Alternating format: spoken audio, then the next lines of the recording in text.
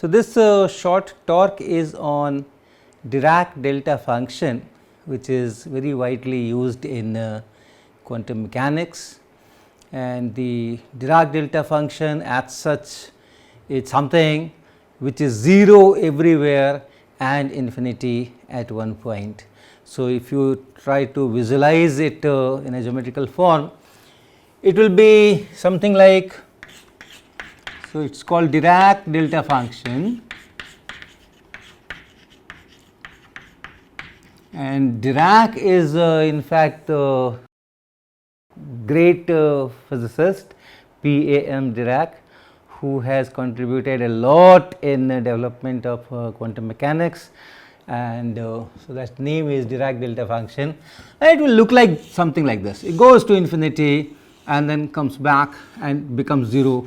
It remains 0 everywhere. So, if this is x and this is that function which we generally write like this delta x, then this is x equal to 0.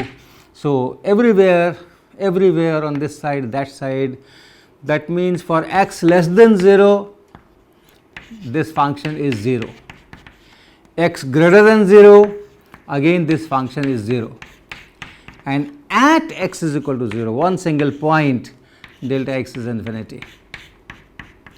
So, this is how it looks like, and in addition to this there is another restriction, another equation which defines this Dirac delta function, and that is area under this curve.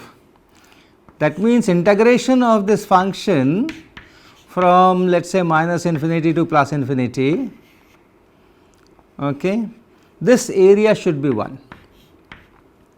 So, the height is infinity, the width is 0, and if you calculate the area under that should come out to be 1. So, that is the restriction, that is the definition. These 4 conditions 1, 2, 3, 4, these 4 define a Dirac delta function. A function which follows all these 4 is defined as Dirac delta function.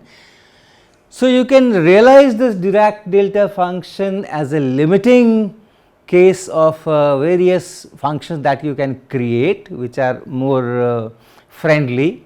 For example, you can have a function, you take a rectangle like figure here,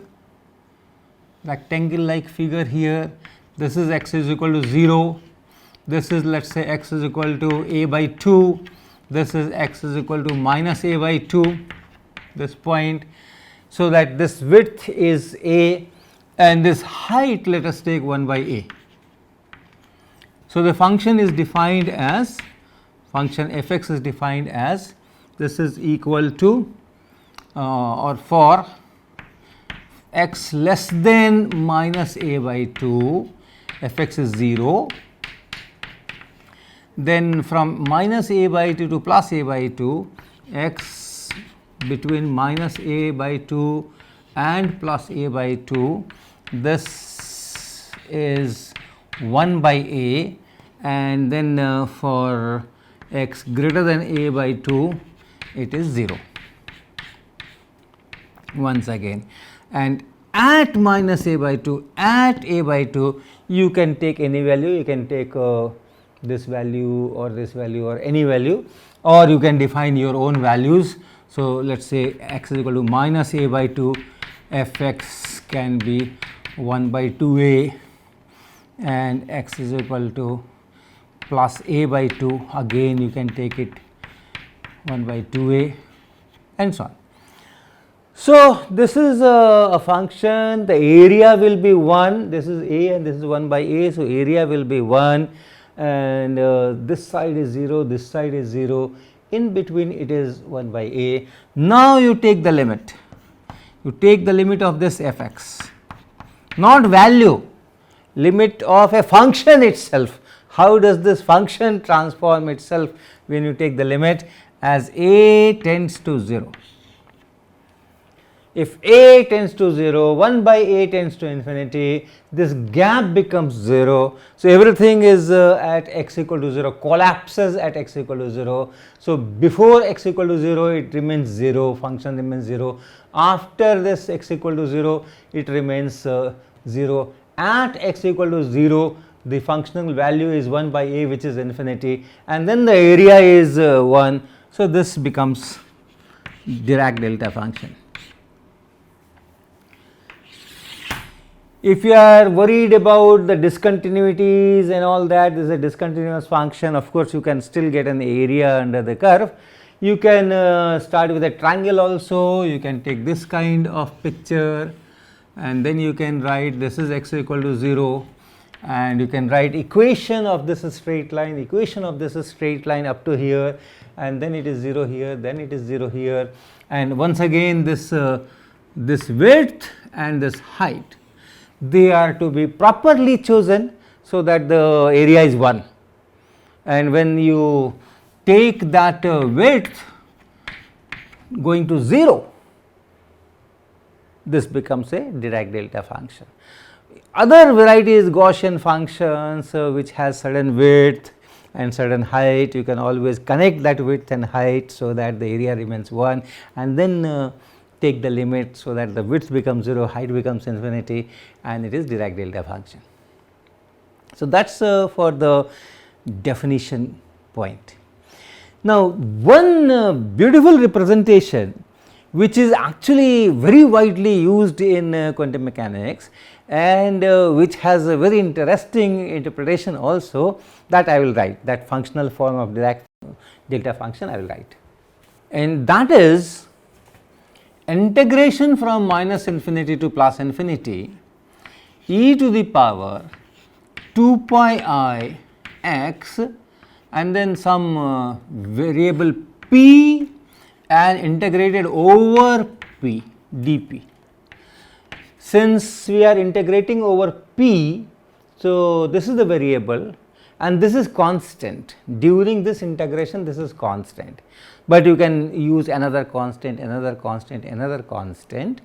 P finally you will be putting values. So, this whole thing will be just a function of x.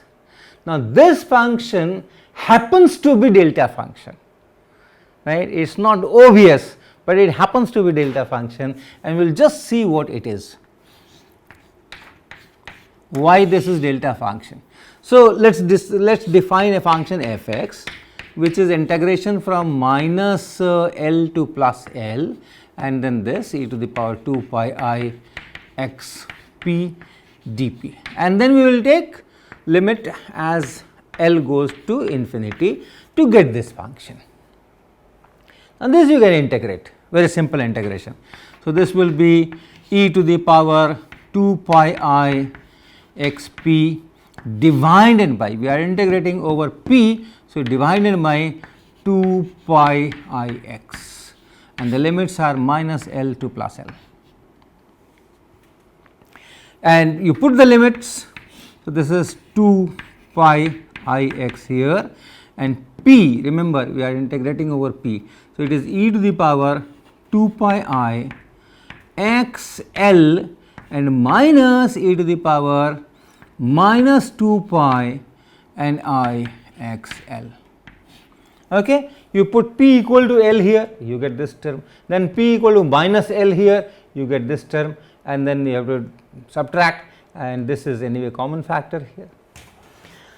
Now, you know what this is, you know this e to the power I x minus e to the power minus I x divided by 2 I, this is sin x, this is sin x, and if you put plus here and do not put I here, it will be cos x.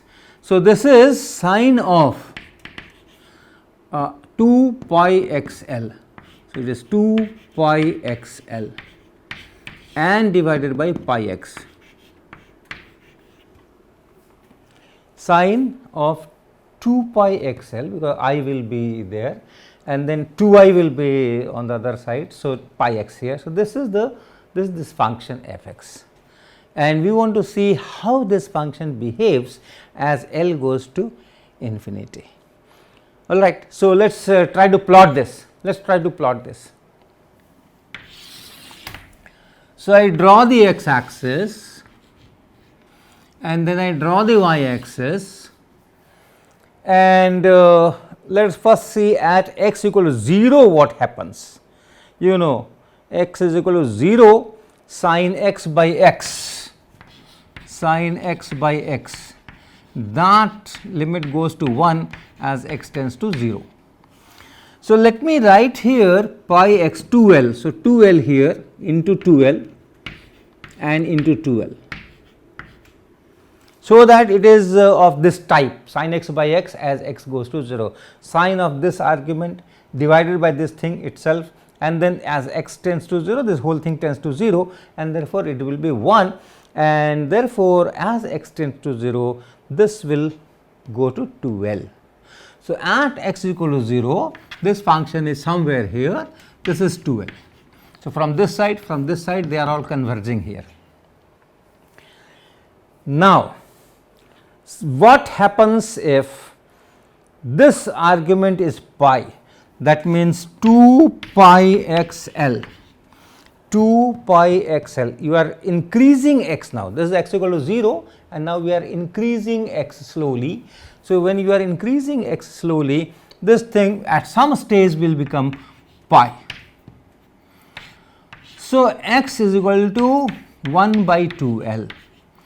At x equal to 1 by 2 l, let us say this is x is equal to 1 by 2 l, and this is 2 by 2 l, and this is 3 by 2 l, and so on. Similarly, on this side, minus 1 by 2 l, minus 1 by 2 l, then you have minus 2 by 2 l, and so on. At 1 by 2 l, this is pi, sine of pi, and it is 0. So, your function has to be 0 here. Again, at x equal to 2 by 2 l, this function will be 2 pi, sine of 2 pi is also 0, and remember, now your denominator is not going to be 0, and therefore, 0 divided by non-zero will be 0. So, at all these points, this function should be 0. That is the first thing. The second thing is, as you go away from origin, you are dividing by a larger and larger number. You are increasing x. So, that denominator is becoming larger, and if you divide by a larger quantity, that value decreases. So, because of this denominator, if the denominator was not there, it would be just a sine function with equal amplitude. But now this amplitude will keep on decreasing because you are dividing by larger and larger value. So, it will be something like this. It will become 0 here, and then it will be maximum here. Don't is not to the scale. This looks larger than this, but does not matter. So, it should have been maximum here. Here it will be pi by 2, then pi, this will be 3 pi by 2, negative and maximum, but that maximum is not going to be 2l, it will be less than that, and therefore, again here it will be 0. So, it will be something like this. This is larger, this is shorter. Once again, here it will be maximum, here will, but that maximum will be shorter than this. So, it will be like this, and then it comes down, and then it goes like this, and it comes down. So, it is this type, and this is an even function, symmetric. If you put minus x in place of x, nothing changes. The sin x also gets its negative, and this will be its negative. So, if you put minus x in place of x here and minus x in place of here, both those minus will cancel out and you get the same thing. So, the same thing will be on this side, symmetric, like this. So, this is a kind of function. Now, what happens if L goes to infinity? Okay, we are working with this function and we are targeting this function. So, L going to infinity, if L goes to infinity, if L increased beyond limits, this 1 by 2L will come here, 2 by 2L will come here, 3 by 2L will come here. All these maxima which you are seeing here, here, here, here, here, all these maxima, they will all come at the origin as L tends to infinity. And what is left? What is left? 0. Everywhere 0. It is becoming shorter and shorter. This is becoming shorter and shorter. Okay? And all these maximas are coming here. So, what is left? It is 0 everywhere. And what is this height? It is 2L. So, as L goes to infinity, its shape is going to be just, it comes here, it goes to infinity and then comes back and becomes 0. So, that is a kind of delta function. Is area under the curve 1? Will the area under the curve 1? It looks like a delta function, fine, but our condition on area should also be satisfied. So, in this situation, if you calculate the area, you can get the answer. Now, there is a wonderful integration, and that is integration of sin x by x dx minus infinity to plus infinity. Now, it looks simple, sin x by x, but then when you go to integrate, it is not that easy. There are various ways of integrating it. There are research papers on how to integrate this, and people have devised varieties of techniques to get this, and research papers compare which one is easier, which one is harder, how many steps, and so on, so on, so on, so on. One way is using complex plane and then integrating some function e to the power z by z and blah blah blah blah blah blah, but the result is very simple, and that result is that this integration is equal to pi. So, we will be using this result. So, the function we had obtained was sine of 2 pi x L and divided by pi x, right. This was the function that we have obtained after writing that minus L to plus L and integrating, we got this. So, let us take this function and integrate it over minus infinity to plus infinity. So, if I integrate it minus infinity to plus infinity over x, a very simple change of variable I can make, 2 pi x L. This I can write some x prime, let us say, and then dx will be dx prime divided by this 2 pi L, it is this, and this pi x will be x prime divided by 2 L. So, let us write these things here, and this equation becomes minus infinity to plus infinity sine of x prime. That is what x prime is, 2 pi x L. So, 2 pi x L, and this dx you can write here, dx is dx prime divided by 2 pi L, and then denominator pi x you can write as x prime and then divided by 2L. So, multiplied by 2L here, you can write 2L here or divide by 2L here. So, this is it. Now, this 2L cancels with this 2L and it is reduced to this pi, you can write here 1 by pi, and then it is minus infinity to plus infinity sine of x prime and divided by x prime and then dx prime. This, as I told you, this is pi and this is 1 by pi. So, this is equal to 1. The interesting thing is it is independent of L. It is independent of L, and therefore, as L tends to infinity, this integration still remains 1. Okay, this function itself, when L tends to infinity, becomes delta function, Dirac delta function, and the integration of this function from minus infinity to plus infinity, since it is independent of L, even if L goes to infinity, this integration remains 1. That means this delta function which we are constructing, the area under that delta function is also 1. This function which is on the board with some L, the total area is 1, right? The total area under this curve is 1, whatever L is, and therefore, just like our triangle and rectangle, the total area we fixed at 1 and then we took the limit. So, take the limit and the area remains 1, and this is Dirac delta function. So, we have established this. Now, very interesting things come out of this. One is, you can consider it, just take this part, what is this? Okay, now let me erase this. What is this? E to the power 2 pi I x p,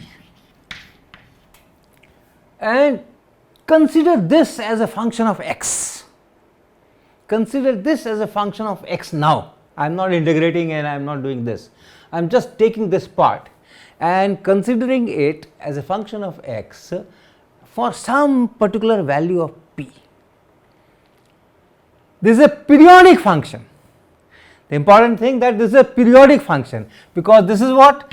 This is, once again, you know, e to the power I x is cos x plus I sin x, and so this is cos of 2 pi x p or 2 pi p x plus I times sine of 2 pi p x.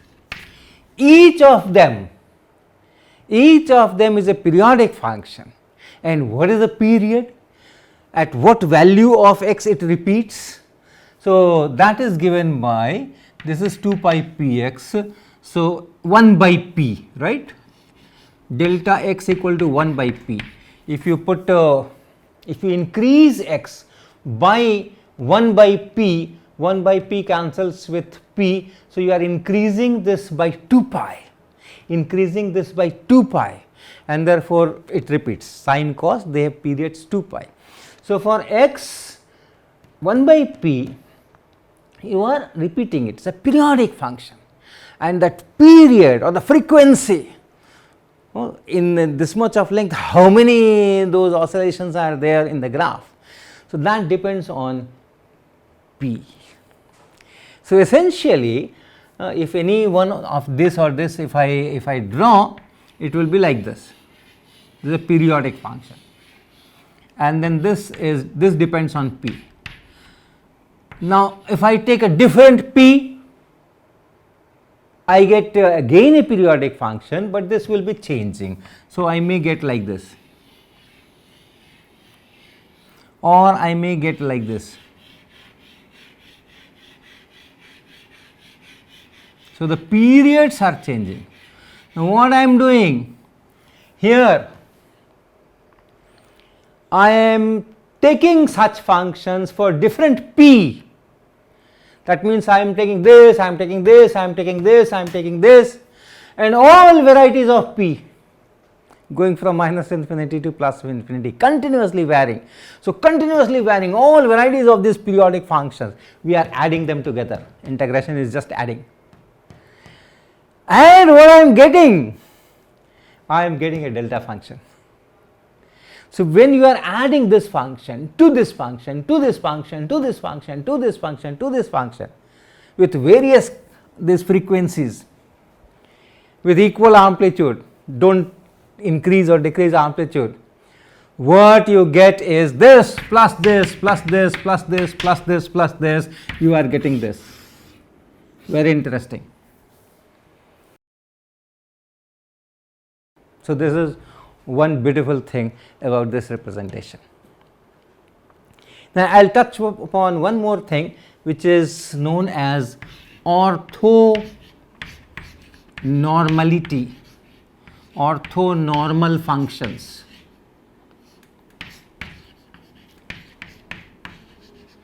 if you have two functions, say f1x and f2x, we define some kind of a dot product or scalar product, it is called inner product, and people also write it this way. This is called inner product of what? Of the two functions, but the product is a number. These are two functions, but the inner product is a number. And how is that defined? That is defined as integration from minus infinity to plus infinity, the first function's complex conjugated, the second function, and then dx. This is the definition of inner product.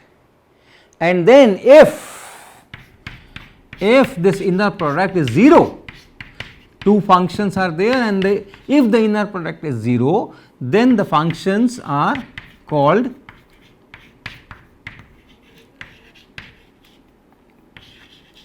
orthogonal to each other.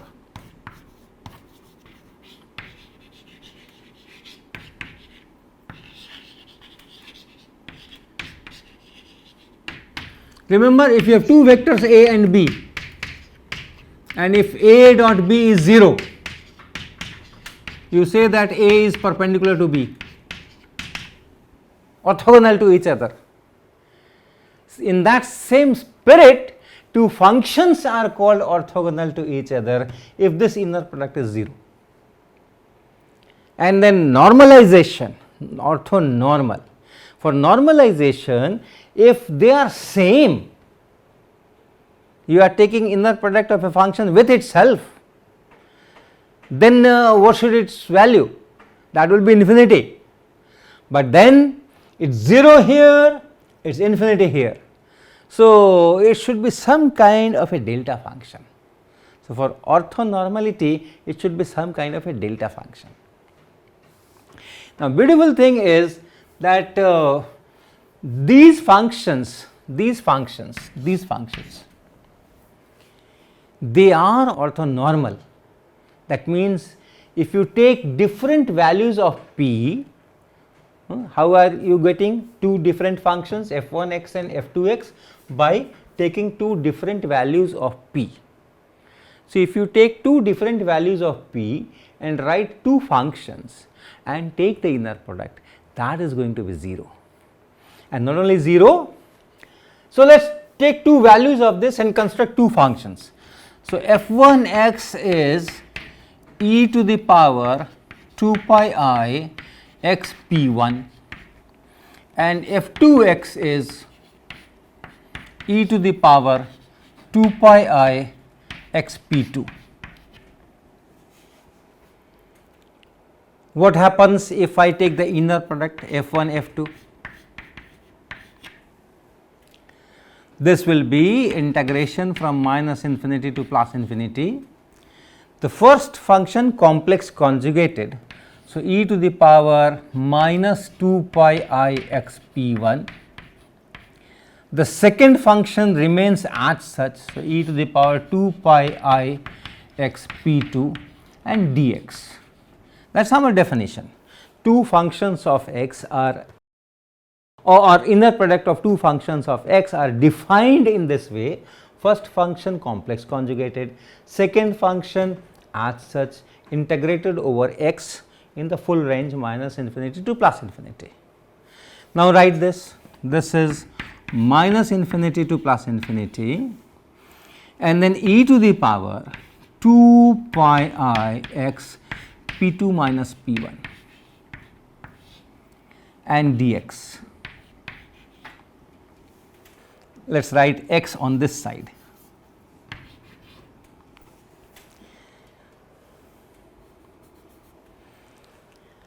Okay, so that is the inner product. Now, compare this and this, compare this and this. Here integration is over p, it is a function of x, and that is delta x. But the same identical structure is here. Now, it is a function of x, I am treating this as a function of x, and this P2 minus P1 is fixed. Here I was integrating over P, this was a function of P, and this x was a parameter, but that parameter is changing for different integrations, different values of x. You keep taking different values of x, evaluate it for each x, and you get a function of x. The same story is here. Now it's a function of x, and this P2 minus P1 is a parameter. Take different values of P2 minus P1 and keep on integrating, and you will be getting a function of P2 minus P1. Mathematical structure is same, and therefore this is nothing but delta P2 minus P1. This is a delta function in P1 P2. So if you plot on P scale, if P1 P2 are same, it goes to infinity. If P1 P2 are different, then it's 0. So again a delta function. So if I fix, let us say I fix this P2, and P1 is here, P1 is here, P1 is here, P1 is here, P1 is here. So it's 0, that inner product is 0, 0, 0, 0, 0, P1 P2 are different, P1 P2 are different, so it is 0. And then here P1 P2 are same, and it goes to infinity, and then again it is 0. So these functions are also orthonormal. So these properties are used in quantum mechanics to talk about position, talk about momentum, and how a definite position can have too many momenta together. A definite momentum state can have too many positions together. All these things are described in terms of these Dirac delta functions.